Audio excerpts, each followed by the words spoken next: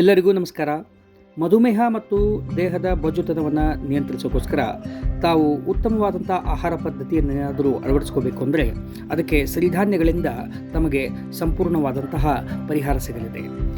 ಈ ಸಿರಿಧಾನ್ಯಗಳ ಖಾರ ಪೊಂಗಲನ್ನು ಮಾಡಲಿಕ್ಕೆ ತಾವು ಜವಗೋಧಿ, ಸದಕ ಹಾಗೂ ಗೋಧಿ ರವೆ ಇವುಗಳೊಂದಿಗೆ ನವಣೆಯಂತಹ ಸಿರಿಧಾನ್ಯಗಳನ್ನು ರಾತ್ರಿ ಇಡೀ ನೀರಲ್ಲಿ ನೆನೆಸಿ ಬೆಳಿಗ್ಗೆ ಎಣ್ಣೆಯಲ್ಲಿ ಸ್ವಲ್ಪ ಕಾಳು ಮೆಣಸಿನ ಪುಡಿ, ಸಾಸಿವೆ, ಜೀರಿಗೆಯನ್ನು ಹುರಿದು ತದನಂತರ ಹಸಿರು ಮೆಣಸು, ಶುಂಠಿ ಹಾಗೂ ಕೊಬ್ಬರಿ, ಅರಿಶಿಣ ಪುಡಿಯೊಂದಿಗೆ ಇವುಗಳನ್ನು ಫ್ರೈ ಮಾಡಿಕೊಂಡು ಸ್ವಲ್ಪ ರುಚಿಗೆ ಹಾಗೂ ಫ್ಲೇವರ್ಗೋಸ್ಕರ ಅಂತ ಹೇಳಿ ಇಂಗು ಹಾಕಿ ನಂತರ ನೀರನ್ನು ಹಾಕಿ ನೀರು ಎಸರು ಬಂದ ತಕ್ಷಣ ಈ ಸಿರಿಧಾನ್ಯಗಳ ಮಿಶ್ರಣ ಹಾಗೂ ಮೊದಲೇ ಹುರಿದಿಟ್ಟುಕೊಂಡಂತಹ ಹೆಸರು ಬೇಳೆಯನ್ನು ನೀರಲ್ಲಿ ಹಾಕಿ ಕುದಿಸಿ ಕುದಿ ಬಂದ ನಂತರ ರುಚಿಗೆ ತಕ್ಕಷ್ಟು ಉಪ್ಪು ಹಾಗೂ ನಿಂಬೆ ರಸವನ್ನು ಸೇರಿಸಿ ಹಾಗೂ ಪ್ರೀತಿಯೊಂದಿಗೆ ತಮ್ಮ ಕುಟುಂಬಕ್ಕೆ ಬಡಿಸಿ. ನಮಸ್ತೆ, ಥ್ಯಾಂಕ್ ಯು.